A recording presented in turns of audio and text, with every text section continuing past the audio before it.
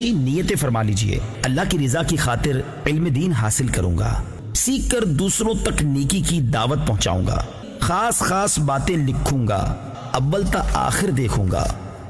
अल्हम्दुलिल्लाहि रब्बिल आलमीन वस्सलातु वस्सलामु अला सय्यिदिल मुरसलीन अम्मा बाद फ़अऊज़ु बिल्लाहि मिनश शैतानिर रजीम बिस्मिल्लाहिर रहमानिर रहीम अस्सलातु वस्सलामु अलैका या रसूलल्लाह व अला आलिका व अस्हाबिका या हबीबल्लाह अस्सलातु वस्सलामु अलैका या नबियल्लाह व अला आलिका व अस्हाबिका या नूर अल्लाह। मेरे प्यारे इस्लामी भाई और मदनी चैनल के नाजरीन, अल्हम्दुलिल्लाह सुम्मा अल्हम्दुलिल्लाह, हम अपने रब का जिस कदर भी शुक्र अदा करें वो कम है कि हमारे मौला ने हमें ज़िंदगी में एक मर्तबा फिर माह रमज़ान की ये नूर भरी घड़ियाँ नसीब फरमाईं। यकीनन खुश नसीब हैं वो मुसलमान जो माह रमज़ान के कदरदान हैं। अल्लाह ताला जल्ल जलालुहू की रहमत बेपाया कि ये रमज़ान के मुबारक अय्याम ज़िंदगी में एक मरतबा फिर हमारा मुकद्दर बनने जा रहे हैं। अल्लाह ताला इस महीने के रोज़े रखने की, तरावीह का क़याम करने की, कुरान पाक की तिलावत करने की और दीगर नेक आमाल की तरफ कदम बढ़ाने की हम सबको तौफीक नसीब फरमाए। इस माह मुबारक की बरकतों, अज़मतों, रिफ़ाअतों के क्या कहने। सरकार दो आलम सल्लल्लाहु ताला अलैहि व आलिहि वसल्लम के फरामीन में इनकी अज़मतों का बयान आया। अल्लाह ताला जल्ल जलालुहू के लारैब कलाम कुरान मजीद में इसकी रिफ़ाअतों का तज़किरा आया। माह रमज़ान में इंशाअल्लाह अज़्ज़ा वजल जहाँ मदनी चैनल दीगर बहुत सारे प्रोग्राम लेकर आ रहा है, इसी के साथ साथ इंशाअल्लाह इहतिराम शरीयत के नाम से ये प्रोग्राम लेकर आपकी खिदमत में हाज़िरी की सआदत मुयस्सर आती रहेगी। आज इस प्रोग्राम का ये पहला सिलसिला है जो आपकी खिदमत में पेश किया जा रहा है। आइए असल मौजू की तरफ बढ़ने से पहले नबीयुल अंबिया, ताजदार अर्ज़ व समा, हबीब किबरिया, मक्की मदनी मुस्तफ़ा अलैहि तहियत व सना की बारगाहे बेकस पना में दुरूद पाक पढ़ने की फजीलत सुनने की सआदत हासिल करते हैं। अल्लाह के प्यारे हबीब सल्लल्लाहु ताला अलैहि व आलिहि वसल्लम ने इरशाद फरमाया, सल्लु अलैया फ इन्न सलात अलैया ज़कातुल लकुम। मुझ पर दुरूद पढ़ो, तुम्हारा मुझ पर दुरूद पढ़ना तुम्हारे आमाल के लिए तहारत यानी पाकीज़गी है। अब तमाम इस्लामी भाइयों की खिदमत में, मदनी चैनल के तमाम नाजरीन की खिदमत में ये अर्ज़ करूँगा कि जहाँ दीगर इबादात का सिलसिला माह रमज़ान में जारी रहेगा, क्या ही अच्छा हो। इसके साथ साथ कसरत के साथ अपने आका की बारगाह में हदिया सलातो सलाम पेश करने की सआदत भी हमें नसीब होती रहे।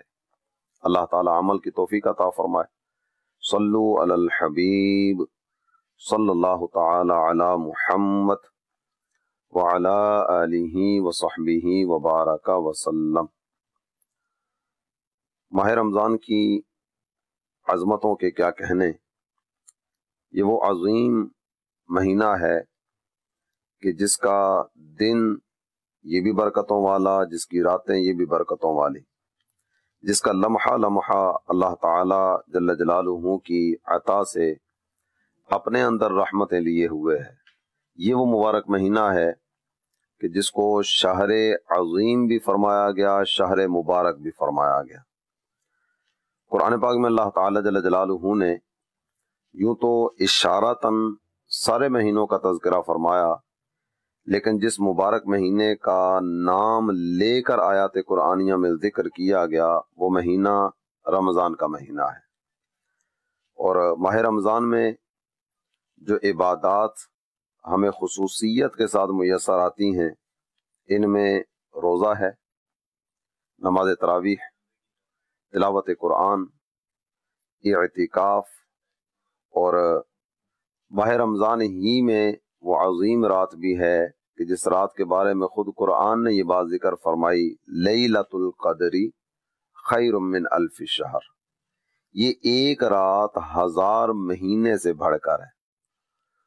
اور ان تمام تر عبادات کے تعلق سے اگر دیکھیں تو روزہ ایک ایسی عبادت ہے جو پچھلی امتوں میں بھی تھا۔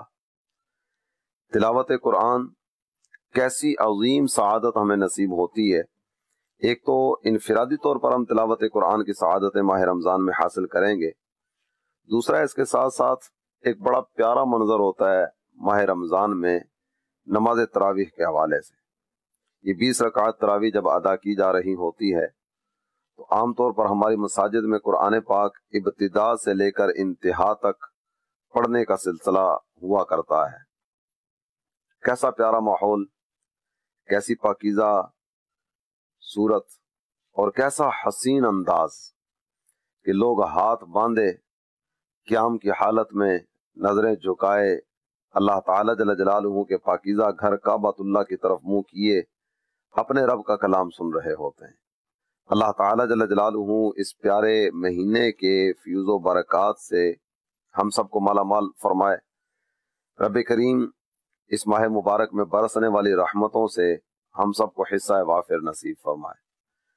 اور اگر اس مہینے کی ابتدا سے لے کر انتہا تک بات کرنے چلیں، یہ مبارک مہینہ کیسا برکتوں والا، کیسا عظمتوں والا، کیسا رفعتوں والا ہمیں نصیب ہونے جا رہا ہے۔ یہ جو ہی ماہ رمضان کا چاند نظر آتا ہے، فتحت ابواب السماء، آسمانوں کے دروازے کھول دیے جاتے ہیں۔ آسمانوں کے دروازے کھولنے سے مراد ہے دعاؤں کی قبولیت کے دروازے کھل جاتے ہیں۔ اے مانگنے والوں مانگو، اے رب کی بارگاہ میں سوال کرنے والوں سوال کرتے چلے جاؤ، اے اللہ تعالی جل جلالہ سے فریادیں کرنے والوں جو جی چاہتا ہے اپنے رب کی بارگاہ میں عرض کرتے چلے جاؤ، تمہارا رب تمہاری دعاؤں کو قبول فرمائے گا۔ اور مزید اگر دیکھیں نا تو فرمایا گیا سلسلۃ الشیاطین، ہمارا سب سے بڑا دشمن جو ہے وہ شیطان ہے، جس کو خود قرآن نے ہمارا دشمن فرمایا، ان الشیطان لکم عدو فاتخذوہ عدوا، شیطان تمہارا دشمن ہے، تم بھی اس کو اپنا دشمن مانو، اس کو اپنا دشمن بناؤ۔ اور ایک مقام پر تو ارشاد ہوا ان الشیطان للانسان عدو مبین، بے شک شیطان انسان کا کھلا دشمن ہے۔ یہ ہمارا دشمن قید کر دیا گیا، اس کے مکر و فریب سے ہمیں بچا لیا گیا۔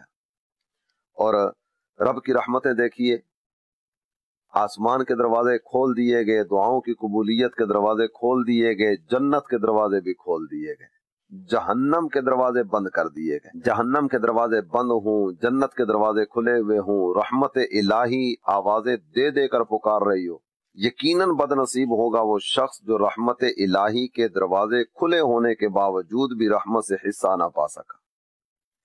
اگر ہم نبی پاک صلی اللہ تعالی علیہ وآلہ وسلم کے ارشادات عالیہ کی طرف بڑھتے ہیں نا، تو سرکار دو عالم صلی اللہ تعالی علیہ وآلہ وسلم نے تو یہاں تک ذکر فرمایا کہ اس کی ناک خاک آلود ہو جائے جسے رمضان المبارک کا مہینہ ملا اور وہ اپنی بخشش نہ کروا سکا۔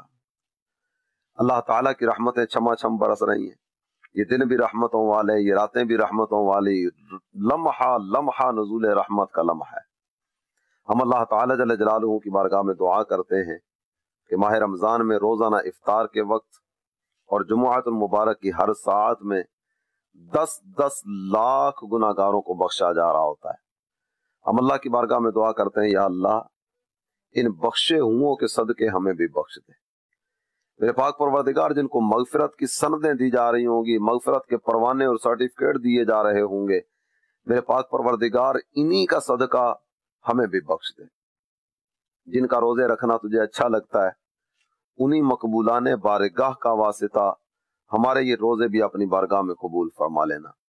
جن کا تلاوت قرآن کرنا تجھے پسند آتا ہے، میرے پاک پروردگار انہی کا صدقہ ہمارا یہ تلاوت کرنا بھی اپنی بارگاہ میں قبول فرما لے۔ جن کا سجدے کرنا، سجدوں میں گر کر سبحان ربی الاعلیٰ کی صدائیں لگانا میرے پاک پروردگار تجھے پسند آتا ہے، انہی مقبول بندوں کا واسطہ ہمارے ناقص سجدوں کو بھی اپنی بارگاہ میں قبول فرما لے۔ سرکار عالی وقار صلی اللہ تعالی علیہ وآلہ وسلم کے پیارے پیارے معمولات میں ماہ رمضان کے اعتبار سے یہ بھی تھا کہ محبوب کثرت کے ساتھ تلاوت قرآن کیا کرتے ہیں۔ یہاں تو کیفیت یہ ہوا کرتی کہ سید الملائکہ جبریل امین حاضر بارگاہ ہوتے، سرکار دو عالم صلی اللہ تعالی علیہ وآلہ وسلم ان کو قرآن سنایا کرتے، یہ محبوب کو قرآن سنایا کرتے، آپس میں ایک دوسرے کو قرآن سنانے کا سلسلہ ہوتا، صدقہ اور خیرات بڑھا دیا جاتا۔ یہ پیاری پیاری ادائیں تھیں ہمارے کریم آقا صلی اللہ تعالی علیہ وسلم کی اس ماہ مبارک کے تعلق سے۔ اور میرے مدنی چینل کے ناظرین، جب بارش برس رہی ہوتی ہے نا، تو بارش کوئی استثنائی ماحول رکھ کر نہیں برستی، بارش تو یکسر ایک ہی انداز میں ہر خطہ زمین پر برس رہی ہوتی ہے۔ جس خطہ زمین پر بارش ہوتی ہے تو وہاں ایسا نہیں ہوتا کہ ادھر برسے گی ادھر نہیں برسے گی، اوپر برسے گی نیچے نہیں برسے گی، نیچے برسے گی اوپر نہیں برسے گی، وہاں ایسا نہیں ہوتا، بارش تو ایک ہی انداز میں برس رہی ہوتی ہے۔ لیکن اگر آپ غور کریں نا تو برستی بارش میں مختلف طرح کی زمین کی کیفیتیں ہماری نگاہوں کے سامنے آتی ہیں۔ کہیں چھوٹا گڑھا ہوتا ہے، کہیں بڑا گڑھا ہوتا ہے، کہیں چٹیل میدان ہوتا ہے اور کہیں پہاڑوں جیسی کچھ کیفیتیں ہوتی ہیں۔ بارش سب جگہوں پر یکسر برستی ہے، لیکن جو گڑھا بڑا ہوتا ہے اس میں پانی زیادہ جمع ہوتا ہے، اور جو چھوٹا ہوگا اس میں پانی کم جمع ہوگا۔ اور پہاڑوں پر بھی بارش تو برسی، لیکن پہاڑ پر برسنے والی بارش، یہ ادھر بارش کے قطرات گریں گے، ادھر ساتھ ہی نیچے کی طرف چلے جائیں گے۔ یہ بارش ہر جگہ پر ایک جیسی برسی، لیکن لینے والوں کی جیسی صلاحیت تھی، انہوں نے اس کے مطابق اس سے پانی لیا۔ پہاڑ اس طرح سے حصہ حاصل نہیں کر سکے، لیکن پہاڑ کو بھی تری ضرور ملی ہے، اس بارش کی تری سے ضرور حاصل ہوئی ہے، لیکن گڑھے نے اس پانی کو اپنے اندر جذب کر لیا۔ یہ ماہ رمضان کی برکتیں، ماہ رمضان کی رحمتیں، ماہ رمضان میں نازل ہونے والی عنایتیں، اللہ تعالی جل جلالہ کی طرف سے عطا کی جانے والی برکتیں، یہ تو سب کے لیے نازل ہو رہی ہیں، لیکن ہر ایک اپنی قلبی کیفیت کے اعتبار سے ماہ رمضان کی برکتیں حاصل کرے گا۔ کچھ ایسے بھی ہیں جو نرم دل ہیں، ماہ رمضان کے آنے پر ان کا دل اللہ تعالی جل جلالہ کی عبادت کی طرف مزید متوجہ ہوتا ہے، یہ رب کی بندگی بجا لانے کی طرف قدم بڑھاتے ہیں۔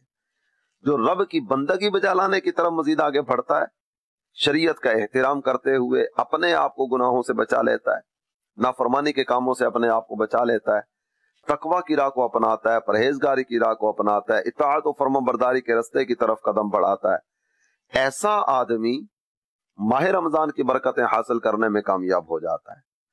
لیکن بعض ایسے بھی ہوتے ہیں کہ وہ ماہ رمضان کا انتظار تو کر رہے ہوتے ہیں، لیکن روزہ رکھنے کے لیے نہیں، تلاوت قرآن کرنے کے لیے نہیں، اللہ تعالی جل جلالہ کی رضا کی طرف قدم بڑھانے کے لیے نہیں، بلکہ ان کا انتظار کچھ اور معاملات کی وجہ سے ہوتا ہے۔ ماہ رمضان آئے گا تو وہ مال جو پورا سال نہیں نکل سکا، حاجت زیادہ ہو جاتی ہے، ڈیمانڈ زیادہ ہو جاتی ہے، مانگ زیادہ ہو جاتی ہے، طلب زیادہ ہو جاتی ہے، طلب زیادہ ہوتی ہے تو پیچھے والے سارے پرانے سٹاک نکل جاتے ہیں۔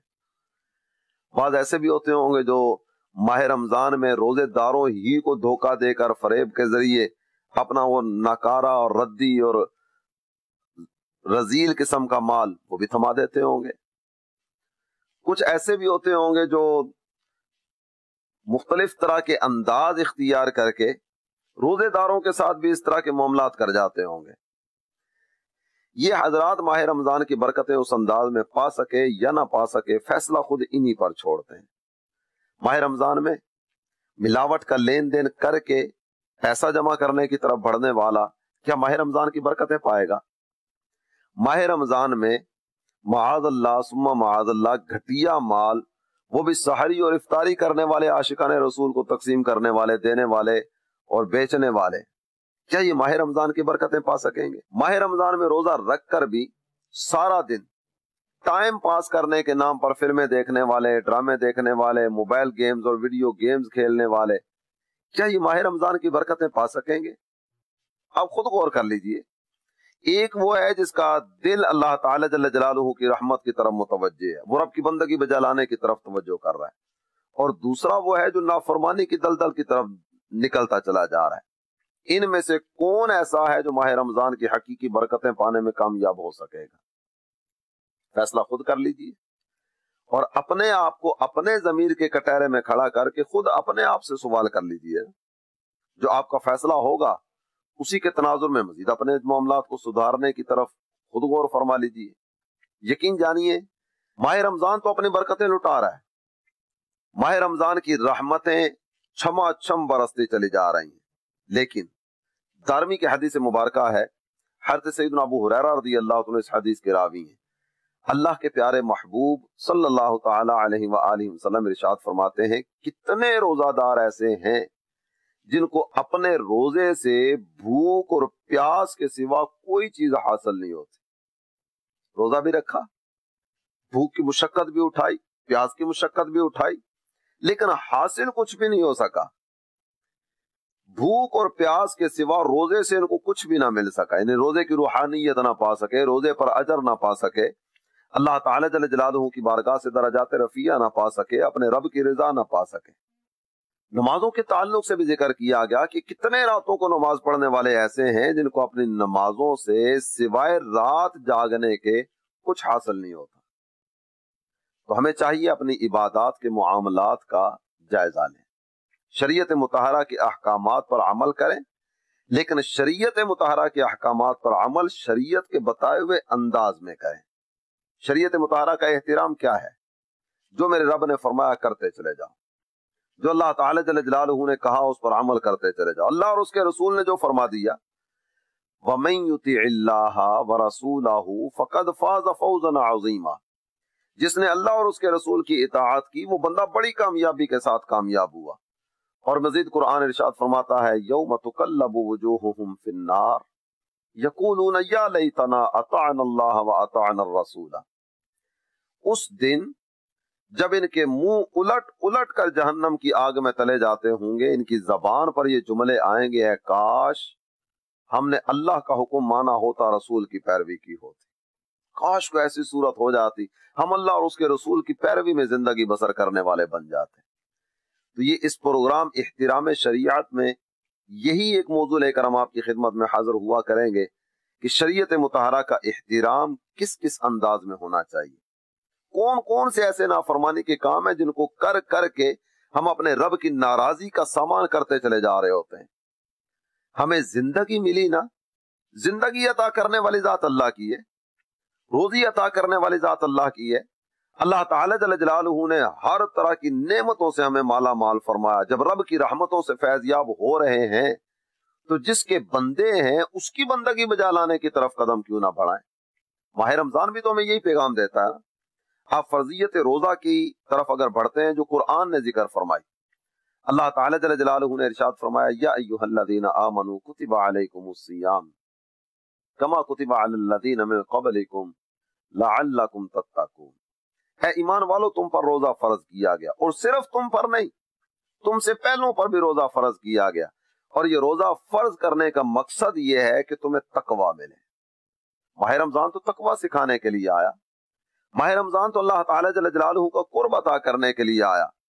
تو کتنے خوش نصیب ہیں وہ حضرات جو تقوی کی دولت حاصل کرنے کے لیے آگے بڑھنے کی صحیح کرتے ہیں.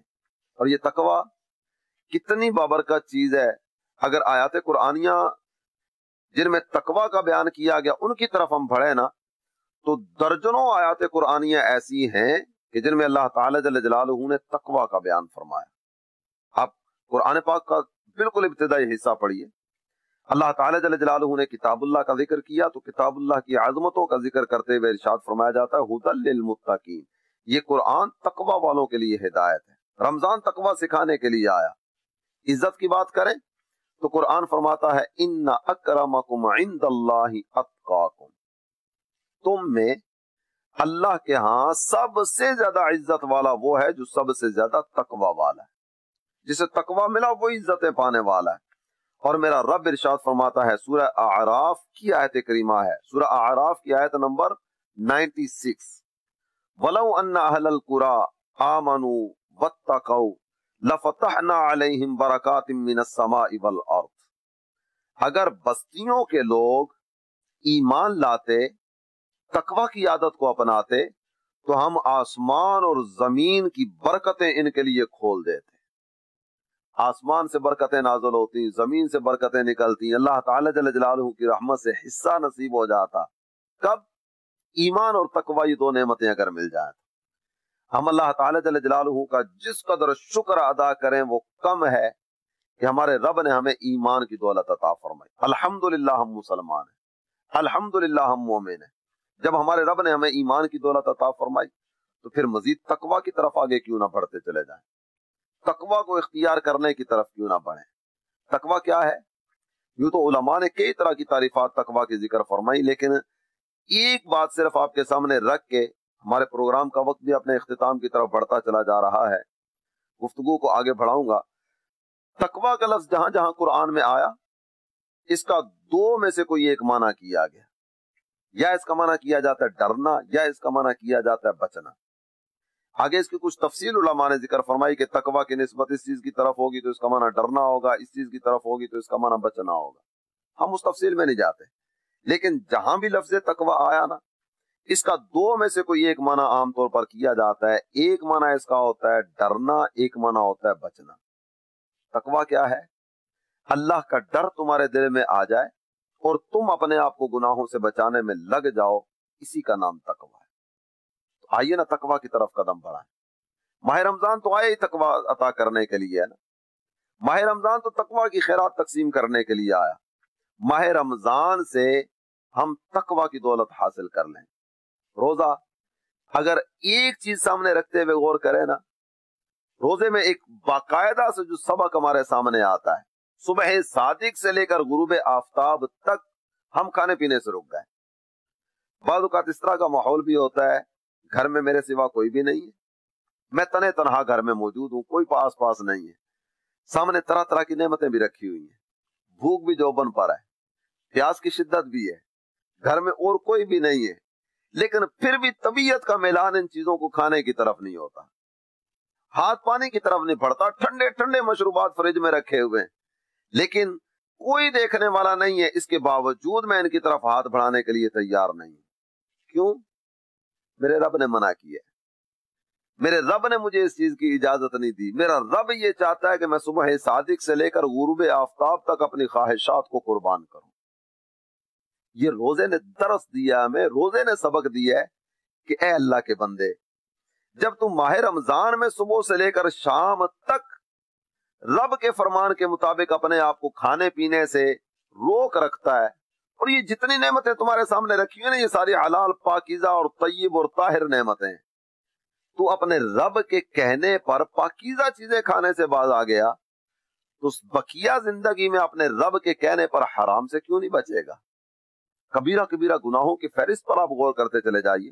चोरी कबीरा गुनाह है, डाका कबीरा गुनाह है, मिलावट कबीरा गुनाह है, रिश्वत कबीरा गुनाह है, सूद कबीरा गुनाह है। इतनी लंबी फहरिस्त है कबीरा गुनाहों की। किसी की दिल आजारी कबीरा गुनाह है, किसी का हक तलफ करना कबीरा गुनाह है, मजदूर से काम ले लिया इसके बावजूद उसको उजरत ना दी, ये कबीरा गुनाह है। इतनी लंबी फहरिस्त है कबीरा गुनाहों की। रब के कहने पर तूने हलाल छोड़ दिया, तो क्या अपने रब के कहने पर तो हराम छोड़ने की तरफ नहीं जाएगा। ये माह रमजान हमें तकवा सिखाने के लिए आया, और एक चीज हमें पूरा माह रमजान बल्कि पूरी जिंदगी याद रखनी है कि एक वक्त ऐसा आएगा कि जब मैं इस दुनिया से चला जाऊंगा। कर जहां में 100 बरस तू जी भी ले, कब्र में तनहा कियामत तक रहे। कैफियत यही है, जितना भी जी लेंगे ना बिल आखिर मरना पड़ेगा। जब कब्र में जाएंगे ना, तो कब्र एक तंगो तारीख घड़ा है, और इस कब्र में मेरे सिवा कोई भी नहीं होगा। ऐसी कैफियत में मेरे दिल की कैफियत क्या होगी, मेरी अपनी हालत क्या होगी, बस इस पे गौर करते चले जाइए। आला हजरत इमाम अहले सुन्नत हमें एक बात समझाते हैं, कहते हैं अंधेरा घर अकेली जान, दम घुटता दिल उकताता, खुदा को याद कर प्यारे वो साथ आने वाली है। अल्लाह ताला उस वक्त के आने से पहले पहले हमें नेक आमाल की तरफ बढ़ने की तौफीक अता फरमाए। आमीन बिजाहिन नबील अमीन सल्लल्लाहु ताला अलैहि व आलिहि वसल्लम। नाम तो आपने सुना होगा, बच्चों का रमजान। सुनो सुनो फिर आया रमजान, भूले तो नहीं ना, क्या खूब मुकाबले थे। दिन खुशी